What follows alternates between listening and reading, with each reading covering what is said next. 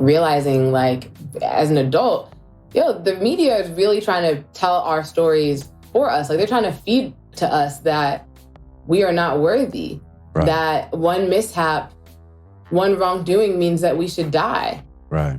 And we deserve that death. And so, it got me thinking, like, what would it take for us to have ownership over a narrative? And I was like, I can't go after NBC and ABC. Who am I? I don't have those resources to tackle that. But I was like, the stories that I want to hear are just from regular people. Like, I don't want sensationalism. I don't want trauma porn.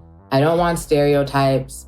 I want to be able to hold all the complexities of who we are, our innocence, our joy, our anger, even when we do fuck up, just that grace that we extend. I wanted to making space for all of that, for all of that, for all of that, for all of that, for all of that, for all of that, for all of that, for all of that, for all of that, for all of that, for all of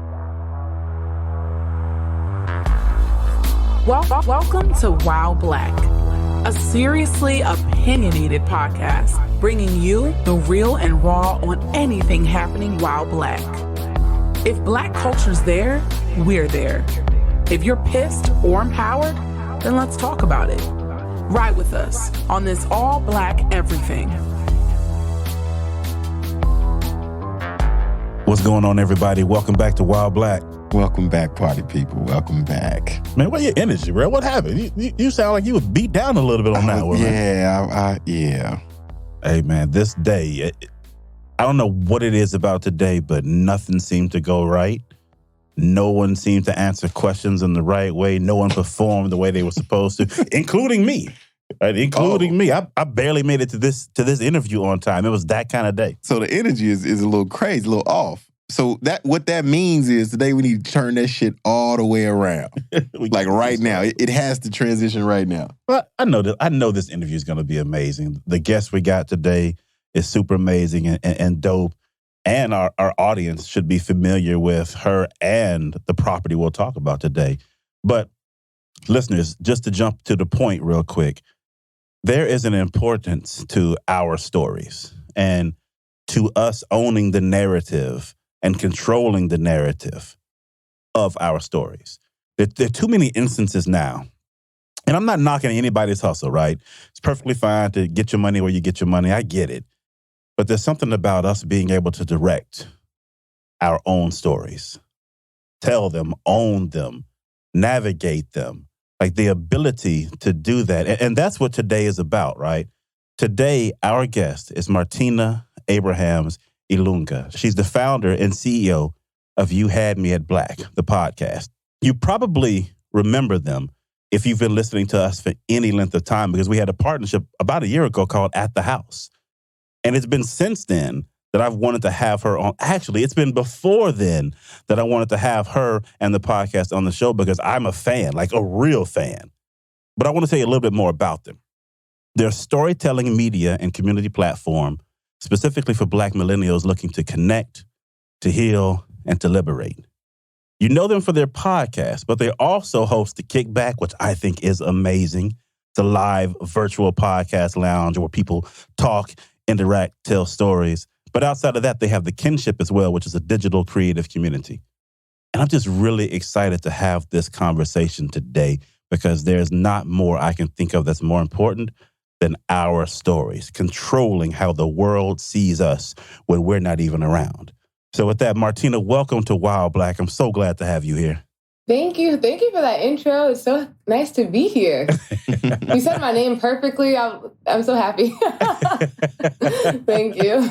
Listen, I wasn't joking, man. Even before we connected a year ago, I've been a listener. I heard you say it at the beginning of every episode. I'm real with this. I'm a fan for real. So I'm talking to someone who's become a friend, a partner, but even more than that, someone that I look up to in this space, and I am appreciative of the work that she and her team do. And I hope you really get that today. So Wild Black, pay a lot of attention today. Make sure you go out and support this podcast. Listen to them, right? You'll find a lot of yourself in what they do. You'll see things that you love, things that you may hate, things that you may need, but you will see a reflection, and that is so important. So with that, we're going to jump into this Wild Black shit. Oh, you know what? I skipped something. Martina, Tell them something else about you. Anything else you want to share? I got so excited to get into it. My go-to fun fact is that I was on Family Feud with Steve Harvey. My family was, and me. Were you really? When was that? In 2011. You can actually Google and find a clip of our episode on YouTube if you Google Abraham's Family Feud. Oh. But yeah, I was fresh out of college, and I have a bunch of family in Atlanta. My parents used to live they used to live in Jonesboro. I have family in Rex and Stockbridge. And my cousin, I wasn't even on her original starting team, but she was like, Family Feud is coming to Atlanta. They're doing auditions. I'm assembling my team, and I was trying to get on the team. And then she was like, no. And she had another cousin, but he got sick. And so I was the backup. I got to go. And we did the auditions in Atlanta, and then they called us in, and we did 2 episodes. We lost the first game. We won the first game, lost the second game. So you were the Family Feud understudy.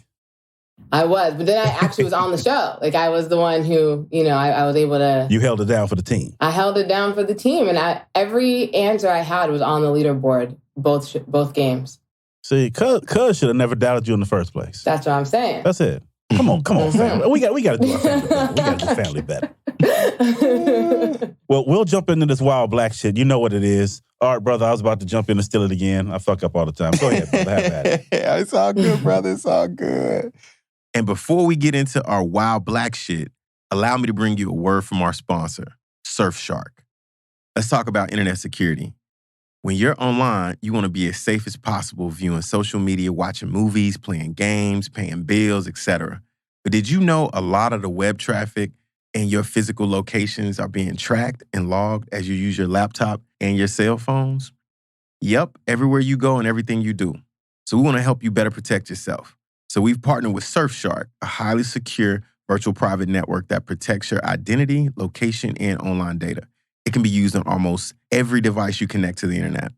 And since we love you all so much, you get an 83% discount plus 3 extra months all for free.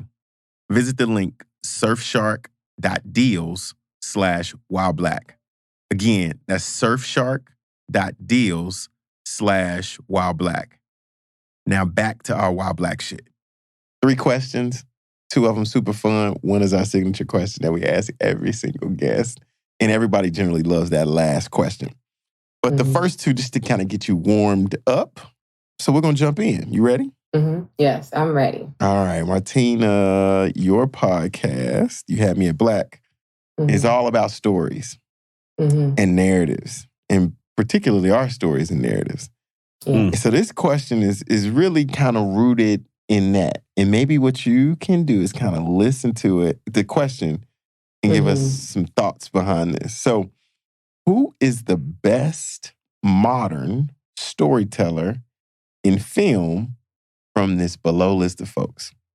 Okay. So you got Will Packer, Ryan Coogler, Issa Rae, Jordan Peele, and what's her name? Ava DuVernay. Come on, man, you got to get Ava right. That's some French shit.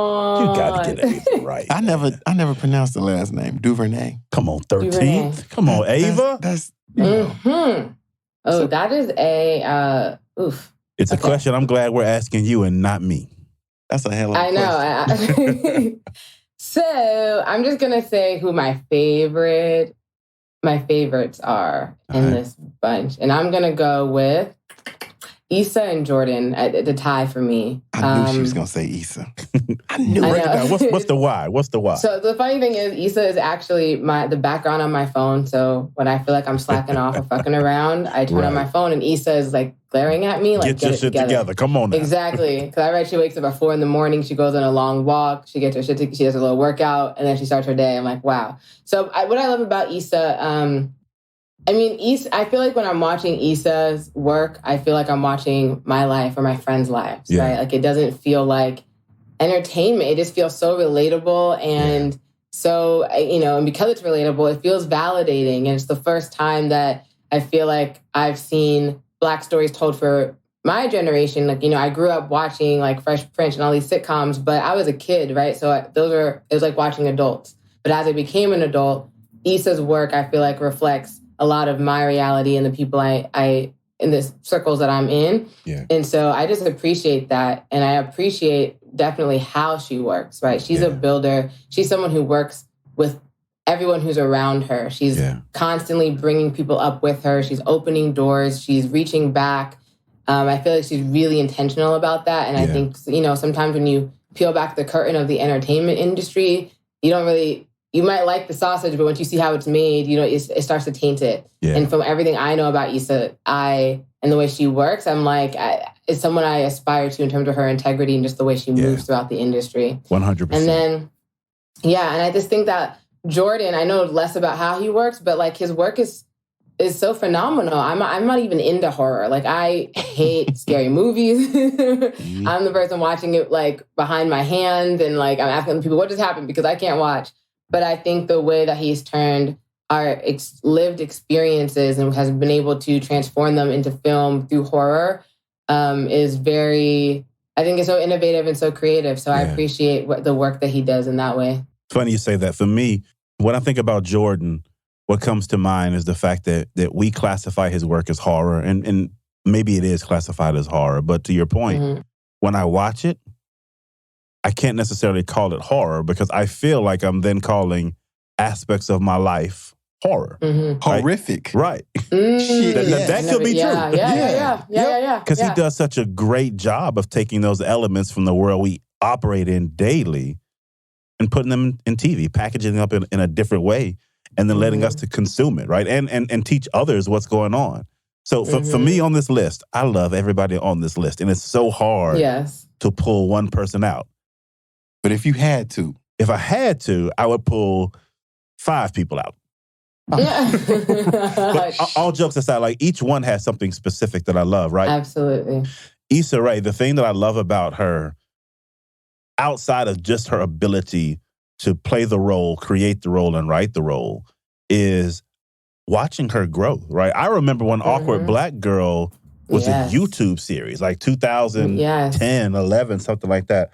I remember watching her when, I don't even know what kind of camera she had. They were filming in her car as they drove down the street. And I watched her go from that to every step to where she is now. And to me, that says, you can do this, right? And that's a powerful message to me. And then someone like Will Packer, it's really similar, right? Because I remember seeing Chocolate City. That was like the first production that he either sold or released. And this was like 1995 or something like that. And it was bootleg and it was done all on the campus of FAMU. I went to Southern at the time and I could relate, right? But special to me, I'm not going to go through everyone, but special to me is Ryan Coogler because of the stories he's told. Every story I've watched by him, I've learned something, right? You can go back to Fruitvale Station, right? And that's still one of my favorite movies. Not because I enjoy seeing the pain, but the way he told that story that people didn't know and needed to know was so in line with the culture, right? And now you look up over a decade later, and we're still seeing that same story played out. So, bro, what about you? I like Issa. So Issa got the nod from everybody. That awkward shit is super relatable for everybody, life. I think everybody has a level of awkwardness in them. And as Black people, we see that as, oh, that's just kind of me. That ain't really awkward. It's kind of how I move. And I think she portrays it in everything that she does in a way that is relatable to damn near everybody that's Black. Yeah. And you kind of love it because of it. So it's cool to be you. Yeah. And it's cool. And it's acceptable. Yeah. And it's a validation that you should continue to express more of who you really are. Yeah. Because the awkwardness that is displayed is not really awkward. It's actually cool. It's actually cool. But even like calling it awkward, I think is freeing in a way. Yep. Because, Black is so cool. Yeah. And I feel like anything that is Black is cool. But I think sometimes there's that pressure to like always be cool. And for like, I always don't know, innovate, always trend set. Yeah. And sometimes like I just we aren't always comfortable. Sometimes we're not always like walking in smooth and confident. And I feel like we don't really see as much of those kind of storylines, especially for Black women. Like if you think back, there've been a lot of awkward Black men, male characters in entertainment over history, but less so much the women. Yeah, you're right. And you're so right. it definitely was relatable and kind of freeing to me too, because she's awkward, but she's cool, but there's like space for both. And it was nice to be seen in that way. Yeah, It is authentically nice. awkward. I love it. It's I love unique. it. It's the uniqueness of a person. All right. Second question. Okay. As a follow-up to that one about powerful Black stories, what's the most powerful Black story ever told? It could be Oh my film, gosh, music, literature. that's not even fair. Okay. Welcome to Wild Black. What's the most powerful Black story ever told? So this is also recency. Like I have another podcast called Natal, and it's a podcast docuseries about having a baby while Black. And we literally right before this call just got off an interview. Our second season is coming up, and we're focused exclusively on birthing in rural places, right? Like, what is it like to have a Black baby be a Black person having a Black baby in a rural place? And we were just talking to this journalist who's from deep East Texas, Lufkin, Texas. Wow. And this woman, and she now works in, she's a movement journalist, works in Austin. Her name is Delia Jones. Just want to put her out there. Absolutely. Because her work is amazing. But she is a historian, and she was just talking about how, her family is 7 generations in Lufkin, Texas, talking about the stories that her grandmother and her Big Ma told her that was passed on from her Big Ma's grandmother and great-grandmother, and stories about how her grandmother's grandmother told her about, coming to this country in chains. And just like, she just knew so much about where she's from, and she knew so much about her people and the beauty and the resourcefulness and the innovation of her people, along with the current day challenges and the disenfranchisement. And I don't know. So it was just, I'm someone who loves history. I'm always looking back, and I'm always reading history. I love archives and archival work. And so just hearing her tell the story of her family, I feel like that is the Black story, right? That's the greatest Black story ever told, is who our people are, where our people come from, the way that we've every single day make something out of nothing and continue to grow and build and nurture that. And we've become this very dynamic and diverse community of people that is global off of like all this oppression and trauma. And don't want to, and I think that's the greatest Black story ever told. And it just really inspired me to think more about my family and our history, and like going back and talking to my grandmother and like the elders in my family. And it was like a good reminder that sometimes when you're looking for things, it's actually right home where you are. And love that. I think a lot of things I'm thinking through right now, I'm like, I just need to talk to my people. So, yeah. Bro, what you think? I'm not even going to try to touch that question after that answer. I'm just going man, what's wrong with you? You sit right here and let you ask the next question. What about you? I mean, what am I saying now? The 5 heartbeats? Like, I can't answer that. Can't say nothing unless you sing with it. That's the only way it can kind of work. It's Friday for me. Like, I can't. After that, Friday could work too. He made Friday it up. Could work too. Yeah. Not after everything she just said. I'm gonna need about a week to go get real deep. I'm gonna come back with some literature, some resources, some cited articles. I was trying to make it deep. It was just top of mind because I was inspired. That's what when I saw that question. For me, it was the 5th page from the book of Job that was secretly written by the brother. I can't. Man, she killed that. So check it out. It's funny you say that because I immediately thought about the Bible. Like everybody in the Bible was African American. African American. No, I'm joking. Everybody in the Bible was Black. And so, greatest story ever told. Shit. I would be hard pressed not to 100 ensure that Black people got the recognition for the faith. Talking about the history of a people. Exactly. But don't nobody want to hear that though. No, they don't want to hear that. That'd be a little too much. Too much truth. Yeah, they scare them. All right, what do you love most about life while Black? What I love most about life while Black, I love so much. So I'm married to someone who grew up in South Africa, but his mom is Ghanaian, his dad's Congolese. I'm half African-American, half Haitian. And when I just think about the diaspora and like the people that I've met that are part of my family blood or married into, and just the connections and similarities between cultures. I love that. Like, I love going to visit my husband's mom, my mother-in-law, and she's cooking plantains. And it's a little different than the way like my grandmother cooks plantains, but it's still plantains, you know? Mm-hmm. Or like yams that my American grandmother cooks that, you know, my husband's family is cooking on the continent. And it's just like the music and like stomping. So random, but we were watching like Beyonce's Homecoming, right? And she has the whole like HBCU experience and the probate and the stepping. And so I'm watching this with my husband. I'm like, oh, you don't know anything about this culture. So I'm trying to like break down for him. And he was like, oh no, we have stepping. And he pulls up YouTube, and the Black mine workers in South Africa, they wear these rubber boots and they call them gum boots. And they step. Like that was this thing that they would just do like to occupy time during breaks and like a way of expression and like camaraderie. They have their own step routines. And I'm like, what? Your husband's like, baby so girl, let me educate you on me and my history.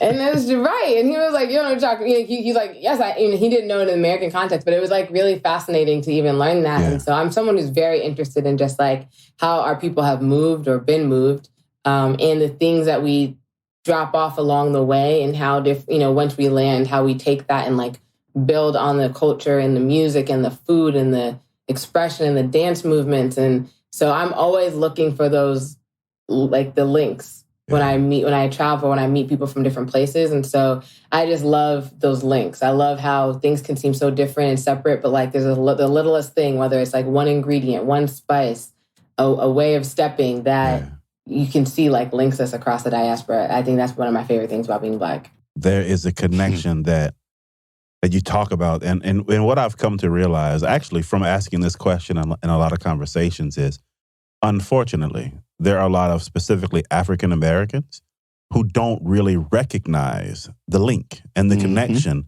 that Black has, not just here, but globally, right? Like, there are Black people everywhere. Yes. Are we in Sweden? Yeah, I mean, I think I would be. Yes. No, we're everywhere. Yeah, I think like I bet I would be surprised if there's a country on this earth that you did not find an Afro person. Do we wear them little curly boots and drink hot chocolate in Sweden too? Just checking in. But we doing it with some swag though. You know? I ain't seen no Black Chinese people though. I have. Yes, they exist. Oh my gosh. I've seen a lot of that, brother. I just wanted to trigger y'all. You know who the first one was, don't you?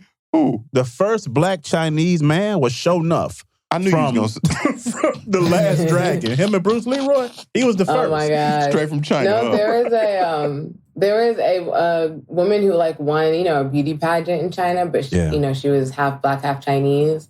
And so she won like Miss China. I don't know, some pageant there. And I was like, oh wow. I knew we're everywhere, but I didn't realize like that. We are everywhere. Cool. Well, we'll move into the dope quote.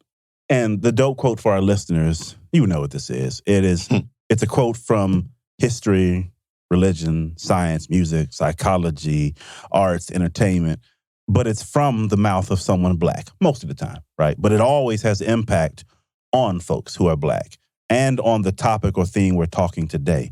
And of course, today is no different. So I'll read this dope quote, and then I want to get your perspective on it. So here it is. There is no greater agony than bearing an untold story inside of you, by Miss Maya Angelou. There is no greater agony than bearing an untold story inside of you. And because the work that you do with You Had Me at Black is story-based, narrative-based, I wanted to serve that question up to you and ask you, what are your thoughts about that? I think that's fact, right? Like, I think that quote is fact. I think one of my favorite things about the work that we do is we work very closely with the people who tell stories on our show. Yeah, because I call it coaching, I guess, in advance, but it's really intimate, right? It's like people have called it like therapy. People have written me after or texted me after and been like, wow, like that experience healed me. We literally just got an email from somebody a couple of weeks ago who was like, thank you for being part of my healing journey and my growth journey, and like gave me all these updates about her life and her new family and stuff. And I feel like our stories are meant to be shared, right? We're a communal people. We're a people that that's how we connect, through oral tradition. That's how our history gets passed down. Yeah. But also like that, that's more of some of the positive historical side, but just whatever we've been through, whether it's, something deeper, or maybe some trauma, like we store all of that, but it needs to come out somewhere. Yeah. Right. Yeah. And so when you keep things bottled up, when you stay silent, and when you don't have a space or the safety or the confidence to share your story, share what you've been through, regardless of what that might have been, it all starts to build, and then you like combust, right? And then you explode. Yeah. And so that, I think the agony is, sometimes we feel the agony, and sometimes we feel the agony in different ways, right? We feel it through anxiety, depression, through health issues and health concerns and all these different things. But it has to get out. Humans are expressive. We are an expressive people. And so whether it's sharing your stories verbally, whether it's through dance and movement, whether it's through, painting, art, photography, whatever have you, we're meant to create. Like, that's who we're made to as humans, but especially I think Black people, we're made to create. And I think creativity is all storytelling. So that's my long-winded answer. No, you're good. One of the things that you said was the agony coming out in different ways. And it was just inside of those few words that it brought me to a different place, right? And I try my best not to think about these before the episode, but that really triggered something for me. And it's personal. When I read the lines, there is no agony greater. What I recognize once I think about self and my relationship to the stories in my family and my world is that the agony is bigger than one person, right? Because for me today, literally, as I sit here today, I've been on this journey of discovery, trying to understand more and more about my history, my heritage, my lineage.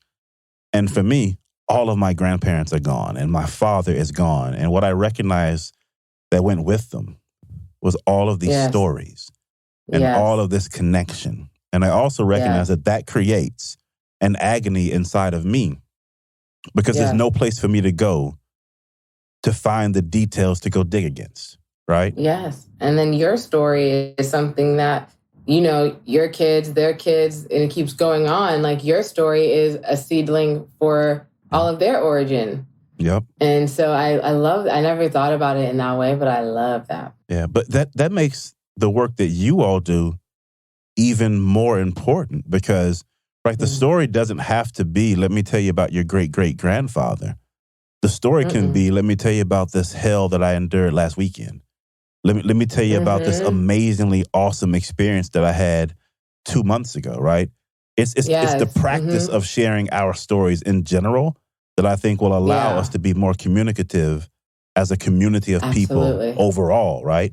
And then our story. I'm going to mess this line up, but right, the line about hunters and lions, right? If the lion story is told by, don't make me lie. It's something about the lions and the hunters who killed them. But the point of it is, right? It's always like the victor that has perspective. So if no lions live, the hunters tell whatever story they want to tell, right? And that's the story. Exactly. And that's the story. So we need to practice telling our stories and telling them confidently and telling them loudly and telling them often and telling them to everyone who will listen and half the people who won't because they're our stories and they matter. Which brings me all the way back to you and your work. And you had me at Black. And specifically, the work you all are doing with the kickbacks. And when I see the two kind of combine, right? So let's start there. Let's start by telling people what You Had Me at Black is, what the kickbacks are. Let's break that down a little bit. Yeah. So You Had Me at Black, we started as a podcast, as a storytelling podcast where we would just bring on everyday people to share their true life stories in their own words. And what the podcast has really grown into is this like archive of Black millennial life.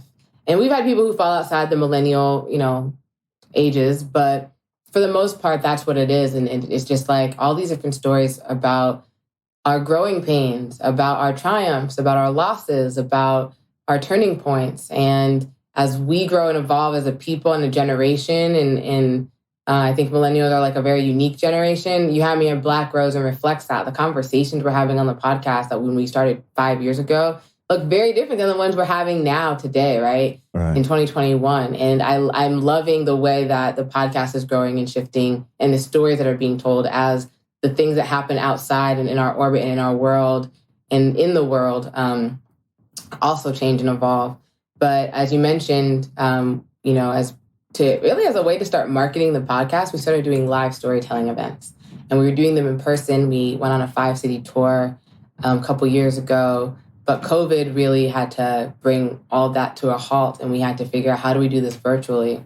And so now what the kickback is, in person, it was always like a live story hour. We called it a kickback because it's like stories, and then we literally kick back after. There's always a DJ, there's a bar, you can hang and chill. And now it's become this live, like virtual podcast lounge where it's audio only. So when you think back to like the old radio shows in the day where everybody's tuning into the same thing at the same time and there's stories and music, it's the same thing. So we have stories, we have DJ sets. There's always, of course, the chat component. But honestly, the new version of the kickback, I think, is the most favorite thing I've ever worked on. Like at the end of each of them, I'm like, oh my gosh, that was one of the best things I've ever done in my life. Just because the experience is so electric, and I love how we're able to bring people together virtually and like still feel those vibes. That's hard to do through the screen, or through your phone. And then we also have the Kinship, which is a creative community that we launched a couple months ago. And that's really, when I think about storytelling in many different ways, right? There's the archival piece. There's we're documenting history today. Like we're living history. We're documenting that for ourselves, for the next generation. But there's also something about telling stories that and using that creative muscle that is liberatory, right? It's like getting your experience out. You're no longer carrying it. You're allowing other people to see and to learn and to heal from it. And it's also, when we think about being creative in art, that's an imagining a new future. And that's like a lot of conversations people are having now, especially after last summer and all the uprising. People are thinking of like, what does liberation look like? What am I really fighting for? How do I imagine a new future, a new kind of society? And that's a muscle that we have to practice. Like you have to, using your imagination is something that you have to practice how to do. You have to constantly do it because the world does not want us to do that. Yeah. Society doesn't want us to. So the Kinship is really a place for people who have a creative lean. Maybe they used to be an artist when they were a kid, or they did creative things when they were a kid, but life became life and they haven't made time for those passions and that creative outlet that they used to. But so now they're ready to do that again. They're looking for some inspiration, looking for some nurturing. They might have imposter syndrome. They want, a little bit of like skill development, and just like a space to kind of get practicing, whether it's writing or painting or doing poetry, taking pictures, whatever it is. So that's what the Kinship is. So that's really like what You Have Me at Black does. We're just a space for people to tell stories in many different ways, shapes, and forms. We're kind of a hub for storytelling. I love it. So listeners, one of the things that's unique about what we're doing today is it's really easy to hear what she's telling you, right? It's easy to hear that I'm a fan and have been for years, but I want to make it super easy. So what we're going to do is at the end of this episode, we'll drop in a clip from the podcast. So you don't have to go anywhere to get the first experience. You can get a taste here and then go over, subscribe, and listen all the time. They're good. They're really good, right? You'll find the ones that speak to you. I want to dig a little bit more, right? What is it about storytelling for you? Why did you decide that this was the lane that you wanted to play in? Oh, wow. I mean, I've always been obsessed with stories and people's stories, and also like sharing information. To me, they've always kind of gone hand in hand. But I was the kid that would want to hear from my grandparents, like everything about their lives. My parents telling me, like, some kids when their parents are telling them about back in the day, they don't want to listen. I wanted to listen. Right. I loved that. Like, I wouldn't want to go out and play. I wanted to just like hear what people had to say. I've always like loved memoirs and like autobiographies and documentaries about people's lives. It's just like who I was as a young kid. Right. And I'm also someone that, like, whatever I learn or know, I want everybody else around me to learn and know too. Like, if I have a new insight, I'm like, everyone needs to know this thing. Yeah. So I think that it kind of goes hand in hand. And when we started You Had Me at Black, it was in 2016. It's climate very similar to the one that we're in now, right? Like, we just got the Trayvon Martin verdict. We were just hearing about Philando Castile and Michael Brown and Alton Sterling and Sandra Bland and all these different names and folks who had been murdered by the police. And just seeing the way that people who reminded me of my cousins, reminded me of my friends, were villainized.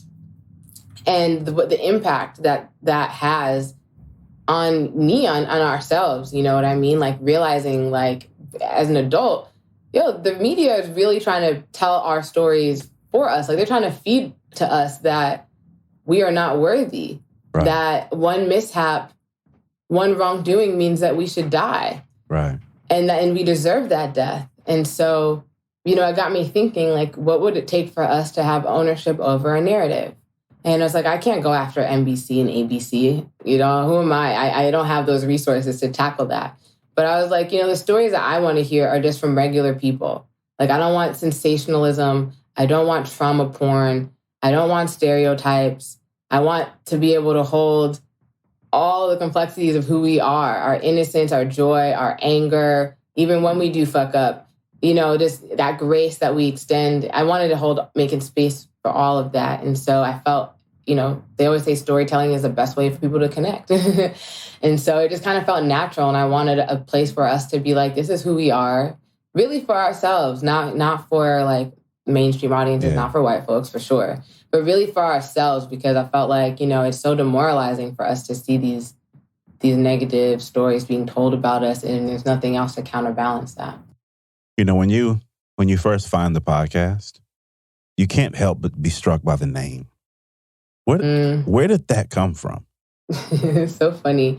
I had a friend, I was getting lunch with her, and we were both, like, working at our jobs, not very happy. And she was like, girl, what do you want to do with your life? And I was like, I don't know. I just know whatever I do, I want it to help Black people. And she goes, You Had Me at Black. And then I was like, ooh, we're going to do something with that. So we, set out to, like, we were thinking about different projects. We were, was it going to be a video series? Was it going to be a book? Whatever.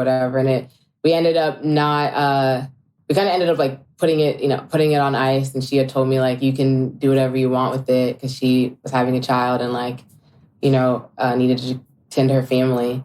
But that's where the name had always stuck with me. So 3-4 years after that conversation and us trying to, like, start a project, the podcast idea kind of came to me. I was recording my husband, he was my boyfriend at the time. And I was just talking to him about, like, what it's like growing up in South Africa. He moved there after apartheid ended. And he was just saying things. I was like, ooh, you sound so smart. I'm just going to record you on my phone. As we're walking, I was like, we should just capture this for something. And that's when I was like, ooh, a podcast. And that's how the podcast was born. Do you still have that recording? I do not know. I have to go look. I actually don't know. I've never went back and listened to it. Seems like something you need to build around. Just, Yeah, that was 5 years ago. Yeah. So, I'm going to go look. I hope I do now that you say that. That would be cute to revisit that. It would. So the podcast, the kickback, the kinship, they're all centered around stories. Mm-hmm. And so much like a good barber hears a bunch of stories, I know you hear a ton of them. And so we've kind of talked about the inception of this idea. And now I want to talk about, like, the application of it. So of the probably hundreds of stories that you've heard at this point, which is the one that has the most impact on you personally? Wow. What is the one who had, sometimes it's not even the story. It's the person and watching the process of them coming to us with a story or what they think is the story and working with them to develop the story for the show. Right. So our coaching experience is like, we do kind of do it in cohorts now. So it's like 3 to 5 people. and we meet once a week. And each week we're like further developing. And so for our last kickback, we had a group of three women and femmes. And that group in particular, just like their vulnerability with each other and with me, and like trusting the process and not being afraid to like think further and kind of go deeper and really bring us into their world. And it very like tough subjects. Like one story was about really surviving like the sexual assault in a shopping mall, and then their journey to like learning to protect themselves, like learning how to shoot a gun and getting a firearm, and just what that protection meant for them, and really kind of for the first time feeling like they're owning their self-protection. And then there was another story about a person who was handicapped at birth just because a doctor, messed up. And when she was coming out of her mother's womb and paralyzed her arm for her life. And as a result of that, she got a huge settlement that she didn't know she had until she was 18. Like on her 18th birthday, her mom was like, here's $250,000. I don't want to give the story away. Right. But here's a bunch of money. It's actually not on the podcast yet. Like we're still in our vault. So I'm really like giving it away. But here's a ton of money. And this is a person who, because of her upbringing, like, was shy, didn't have many friends. And so was starting to use money as a way to make friends, right? Like now I have all this money. I'm 18. So I'm going to start using money to buy friends, and her journey to overcome that. And, I think their stories were incredible, but like what sticks out to me is I just love the transformation that people go through. And I'm always so honored when people trust me and they like really open up in these sessions, and they're like, we can work on these stories together, and it's so collaborative. So that just stands out. But those two folks really stand out to me because of just what they brought to this process and how they supported one another through the storytelling. So I just learned something, right? And maybe I'm mistaken. Maybe I have this wrong. But if I'm hearing you right, the kickbacks are with people who you've already begun working with and formed a relationship with to help them become storytellers. Is that right? Yeah, the podcast and the kickback, like the process is the same. So like we'll take a story and we'll be like, some stories will be like, this is great for the kickback setting because, maybe the vibe that we're trying to create for the kickback and the story, fits the vibe. And then some, it's like, we're just going to put them directly onto the podcast. But every story, whether it's told on the podcast, like in the kickback, also gets later aired on the podcast. So it's kind of, we just kind of like vet stories. Like, is this a kickback story or a podcast story? And then we sort them accordingly. Well, the reason it's interesting to me is because I've listened to the kickbacks that you have played in the podcast, right?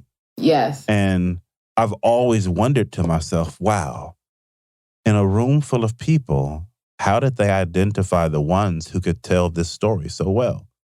Oh, everyone's pre-coached, like pre-practiced. They vetted. Yeah. Because I'm not a big open mic person. You can get some amazing talent at an open mic, but you can also get some things that are way less. Yeah. And, people who just, you don't know what they're talking about. So we didn't want it to be an open mic. We wanted it to be it's a curated experience. The stories are vetted and prepared based on the theme, based on the experience that we want. Yeah. So right now we're really doing things based off of seasons. So our fall kickback at the end of last year was all about, it was a stressful last year. So it's all about winding down, like kicking back. Like this is our time just to relax. Like we've been on high alert, right? High anxiety all year. All the stories were just about Black people winning. It was like we wanted to hear easy stories about good things happening to Black people after a year of all bad things happening to Black people. Our last kickback in March was all about new beginnings, right? Spring is a time for transformation. Everyone's like excited it's getting warm again. We're starting to see almost the end of this, or maybe not the end, but we're starting to be able to see the light at the end of the tunnel when it comes to the pandemic. Right. And so all those stories were about, a new beginning in people's lives. And it was about kind of blooming, right? Like this idea of like Blackness is blooming. That was the theme. Oh, I love that. And we have our next kickback in June, on June 20th, which is Juneteenth weekend, also Father's Day. And all the stories will be about escape or breaking free. Because when we think about summertime, like summer is a time of abundance, right? We think about going back to just like nature. It's a time of abundance. It's a time of release. And so we wanted stories about escape and breaking free. So all the stories for that kickback will be about that. So, we try to curate an experience. The music and the vibe of the music is the playlists and the DJs all are, we're all like curating this thing around what the vibe for the show is. Right. So we couldn't open it up to I thought we couldn't just open it up and make it an open mic. We had to everything is intentional, like Solange says. Do everything with intention. That's what we're doing over here. I feel that. So your current season has been going since roughly February, right? Yes, the first week of February. So if people who are just becoming exposed to You Had Me at Black, if they decide to go into this current season, what can they expect? They can expect, so this season is all about unraveling, right? It's like we've been reflecting on the last year and how so many things unraveled for people and society. And what are the implications of something unraveling? What are the opportunities of something unraveling? So you can expect a whole bunch of stories about the moments when, people were faced with things just being laid bare for them. Right. Right. And that could be and what in the journeys that they had to go through to either piece things back together or what insights were revealed to them where they can finally see something clearly for the first time and take control of their situation. Each story I feel is so triumphant, but they're all really different. Some have to deal with mental health, some had to deal with physical health, some had to deal with, tending to family and breaking generational bonds and trauma and things like that. But they're each beautiful and triumphant in their own way. That is beautiful. Thank you. I just had to just stop and think about it for a moment. So the obvious question, at least to me, right, but my brain doesn't always work right, is how do people get involved? We have a story call on our website, youhadmeatblack.com/tell-a-story, and that's where we kind of accept rolling story submissions. But every couple of months, we're putting out a new call on our social, so you can follow us on Instagram and Twitter at YouHadMeAtBlack. Right. If you sign up for our email list, we send out that call. We just do a lot of outreach to different partners and people that we know and organizations that we connect with. And then we are able to select the ones that we think fit for whatever we're working on, whether it's a kickback, whether it's just the podcast. Gotcha. Earlier, you mentioned intention and doing things with intentionality. And I like to ask this question of creatives because it's a question I ask of myself often, right? When you started You Had Me at Black, you had a goal in mind, right? You wanted to do something for someone. And then over time, I'm sure you kept the goal relatively stable, but it probably moved a little bit, right? Well, we can tweak and do this. We can tweak and do this because authentically we're moving in that direction. But the thing that always haunts me about Wild Black or anything that I'm doing creatively is even with the best of intention and the most strategic plans that I can come up with, there's ultimately something that I fail in, right? And whether it's I fail because I didn't try, whether it's I fail because I can't figure out how to do it, whether I fail because I tried and it just fell flat, there is something that my creative element can't achieve, right? So we've talked today about the importance of stories, about capturing, controlling, owning, right? We've talked about how they empower. We've talked about how they, or the lack of stories, can create agony. But when you look at You Had Me at Black, what is it not doing that your heart wants it to do? We're not telling enough stories. I don't know. I want You Had Me at Black to be capturing stories from everywhere and anywhere Black people live and exist. I'm just so fascinated by the lives that we live and all the things that we do, all the things that we create.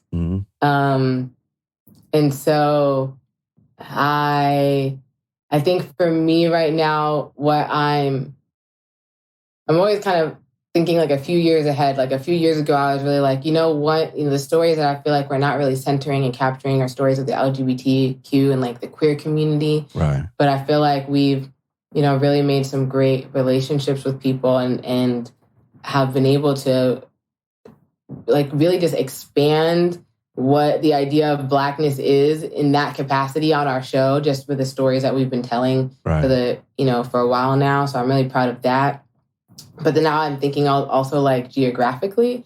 So we get a lot of stories from people like in cities, and Black rural life is very different than Black city life or even Black suburban life. Right. And so that's something I'm just kind of, it's top of mind, I think, because of other projects I'm working on too. But I'm like, I don't really have access like that to rural places. I live in Brooklyn. My family's all right here, or in Atlanta, and so at least a family that I'm closer to. And so that's something that I'm thinking about. But I don't know if it's failing, but it is an opportunity. Like, how can we be more accessible? How can we increase our capacity to accept more stories from more people, to connect with more people and help them tell their story, to expand the platform so there are different ways that people can tell stories. Like, not everyone can listen to a podcast or speak on a podcast. Right. How can we be more accessible to the different ways in which people tell their stories? And so that's kind of what I look forward to, is like, how do we expand so that we're capturing more and most importantly, sharing more? That makes sense. All right. So again, stories and their impact. As we near the end of the episode, I always like to hand the mic over to our guest to close out. We're not quite there yet, right? I want to fit one more question in there. But it's about the microphone and it's about the story. You spend a lot of time helping people tell their stories. Yeah. And then sharing those stories with the world. Yes. And so while people hear you on You Had Me at Black, they only hear your voice from the aspect of the host primarily, right? Yes. So this time we turn the mic around on you. And we say, with this megaphone of Wild Black speaking to all of our audience and all of our listeners, what is it that you want to tell them? Like, what's on your heart to share with the entire Black delegation, right? Your megaphone can reach every Black person in existence. What are you telling them? What's your story? I always want to tell people that your story matters. I think that's something that we don't hear enough, right? And that's something a lot of people, they get shy. They're like, oh, it's not that important. And I'm like, the littlest things we do are important. I feel like there's beauty in like the smallest parts of our lives. Right. And some of my favorite stories are the stories that are like literally about like somebody's just their best day ever, right? Or just like a regular Saturday where they're just like going through the motions and something spectacular and memorable happens. But I think what I want to say to people is like, your story is important. Your story is enough, right? Like, whatever you want to do in life, whatever you want to achieve or accomplish, like, everything that you have been through or done has prepared you for that. Like, you are equipped with whatever you need for the next step. And that includes your story. And so I encourage people to find that voice, to hone that voice, to express that voice, and to not shy away from whatever may come from doing that. Just get it out. Just start. Get it out. I like that. Get it out. Get it out. Gotta get it out. However you can. Cool. So I'm going to wrap us up here. What I want to make sure that all of our listeners have is enough time inside the episode to actually be exposed to You Had Me at Black. I want them to actually hear the episode. So, Martina, this has been great. This has been really, really good. It's something I've been looking forward to for a while. And what I'd love for you to do in closing is make sure that all of our listeners know how to find you, know how to keep up with you, and know how to support what it is that you're doing. Thank you so much. So you can listen to You Had Me at Black wherever you're listening to this episode right now. We're there. You can visit our website to join our email list, youhadmeatblack.com, and there you'll find more about kickbacks and the kinship. And you can follow us on social. We're on Instagram and Twitter at You Had Me at Black. Awesome. Awesome, awesome, awesome. Art, brother, man, you got anything, man? Stories. Right? It's so important to tell. We gotta, and this is a beautiful way to get stories out. And I think the realization of stories and how they affect and impact people that look like you, yeah, is so deeply important. So that work that you all are doing is beautiful. Martina, you. you want to close with anything? I'm just so I'm happy we made this happen. I'm so grateful. I love the work that y'all do and the conversations that you have. So like Thank the you. phrases that you gave at the beginning of the episode, I just want to reciprocate right back to the two of you. And I'm just grateful to be here and grateful to build with you. You know, I think it's amazing when Black creators are able to work together and come together and to do good work. So because Black people can do anything. I'm convinced. Absolutely. All right, yes, well, we can and we do anything. All right, well, Wild Black, I want you to listen up. The episode is coming up right now. Check it out. Go follow them. Go interact. Go subscribe. And most importantly, man, go have a great day. Wild Black, peace. We out. We love you. We out. You know, when you talk about escaping, I often have a lot of stories to share. But one of my favorite stories to share is summer year before my sophomore year of high school. My days were simple. I was an inner city kid, so I had my little routine. Some things that I was excited about, like I played basketball all the time, like I was going to get drafted or something. I would spend time in my room, tinkering around with electronics. I used to like to take things apart, see how they worked. Listening to hip-hop or doing other hip-hop related things. You know, as you know, the elements of hip-hop, dancing, beatboxing, writing. Probably one of my favorite pastimes was playing Nintendo, particularly Double Dribble. Double Dribble was the jam. It was a basketball game. But that was this other pastime that I really enjoyed, and that was just hanging out on the block. Because I wasn't a blockhead. Clearly, I was like taking apart electronics and whatnot. But I knew my way around the block. I knew who to laugh with, who to joke with, who to stay away from. Plus, I had a constant in with my two older brothers who were up there, Sean and Bobo, who were blockheads. Like, they made money on the block. They didn't really like me being up there because they, for some reason, thought they was my babysitter. And I couldn't take care of myself, but I was smarter than them, so I did whatever I wanted. School was approaching, and, you know, I hadn't done any shopping yet. And y'all know how it go. You got to be fresh on your first day of school. And I didn't have any clothes because my mom's paycheck hadn't quite aligned with the shopping. And y'all know how they go too. You know, you got to budget yourself. And one night doing a ranking session up on the block, I might have let it be known that I ain't got no new school clothes. And the big homie, L.A., who was like the coach on the block, he was like the Fat Albert character. He always had a baseball cap on, like he was a coach or something. So I think of him like that. He's like, yo, you can't go start your sophomore year in freshman clothes. That's like you got left back. You know, you might as well stay up here and sell crack with us. I was like, nah, that's not how it worked, man. But I was embarrassed that he did that. And that he said that, and because he was right. I can't start my year like that. I avoided going back on the block because I was so ashamed for a little while. But about 3 days later, I had to go to the store for some bread. And mind you, I had to cross the trap house just to get to the mini market. The mini market was called Kasi. The trap house was on the southeast side of the block. And Kasi was on the northwest side of the block. So I had to go by there, and I was a little nervous going by, but when I walked by, it was pretty quiet. You know, nobody really up there and whatnot. So I went in and got my bread, and when I came out, my boy Raw Lee was at the payphone. I walked by, and I dap him up. We share some small talk or whatever, and he hang up the phone, and he looks at me and say, "Yo, you want to get some?" And before I could voice, you know, the confusion on my face, he's like, "Yo, I'll hook it up for you. I'll pay for it and everything." Now, it's not every day you get a offer like this, you know, like when you're 15 years old. So, of course, I'm like, yeah, let's do it. And she shows up, and Raleigh talks to her, and he makes the deal. Then she escorts me back over, you know, to the utility house.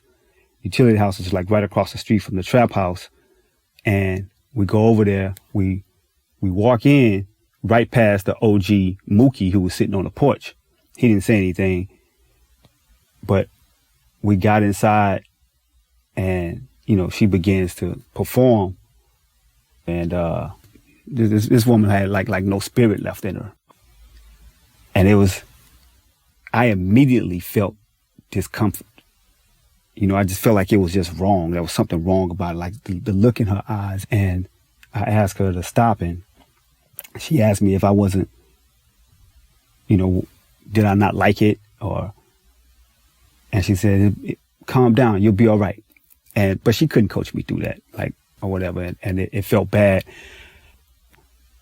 So I panicked. I zipped my pants up, grabbed my bread, and walked out. And walked right past Mookie, and I could hear him go like, that's it? And he starts laughing. And just as he started laughing, I knew at that moment that he was going to try to clown me, and he was going to try to, you know. So I tried to stay away from the block for the rest of the day. And I was sitting at home just thinking about that moment. And first of all, I just thought that it was the worst moment to have my first, you know, activity. But then I just kept playing back how bad I felt.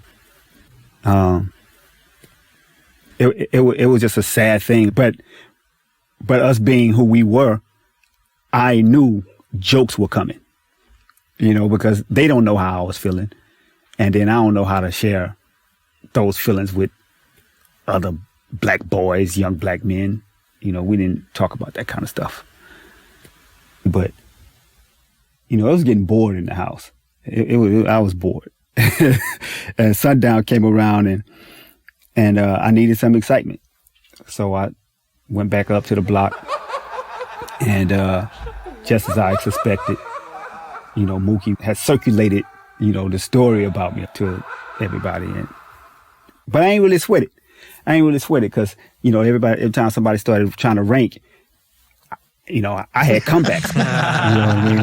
Like they left me alone fast. But LA was up there. I remember what LA said about starting a new year with old clothes. And I finally got enough nerve to ask him how to get into the business. And he said it would be easy. Like, he assured me that it would be really easy, man. He gave me like this $100 pack, and he said, sell this, you keep 25, bring the other 75 to me, and I'll give you another one. And I'm like, cool, that's no problem. So now I'm officially a blockhead. And when I tell you that I was nervous with every transaction, you know, that is an understatement, because I knew the stories and I knew a lot about what have been going on up there. You know, I've seen people literally get snagged by cops. So I knew this stuff going on. And so, yeah, I was dumb nervous. But I continued on doing my daily schedule stuff and selling crack in between. And then, you know, school year had just started. And I had missed like the first 2 days. And on the third day, you know, Raleigh had acquired a rental car. And I ain't talking to Enterprise. But it was this black Ford Escort 2-door, you know, hatchback. You know, I considered that car like our chariot of freedom, you know, because we were able to just roll and we was in the streets. We was hitting everything, man. Like we hit the mall. We went to go see girls. We went to go see other trappers. We went to this club. This is an 18 and under club. And so we were just rolling. Me, Raleigh, and my eldest brother, Sean. Now, we were on our way back from the club, and Sean had a knack for being able to spot the cops. Like, he had an incredible eye. And Raleigh's like, yo, I'm going to get something to eat. And just after he says that, Sean says, rollers, which is what we call the cops. And they were coming opposite direction. And As they passed us, Sean did go, they gonna turn around. I look over my shoulder, and sure enough, they turning around. They hit the lights, and Rawlee hit the accelerator and hit the first right that he could find, which is about maybe a block and a half away from the trap. And I remember throwing my package out because I was scared. I was like, I can't get caught with this. And then right in the middle of the block, he slams the brake, puts the car in park, hops out the car. Sean hops out the other side. And neither of them bothered to pull the lever to let me out of the back seat. but I was small enough that I just hopped through the front, hopped out the car on Rawlee's side, and followed them through some backyards.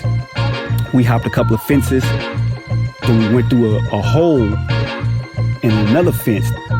Then we crossed the main street, jumped the fence to the trap house.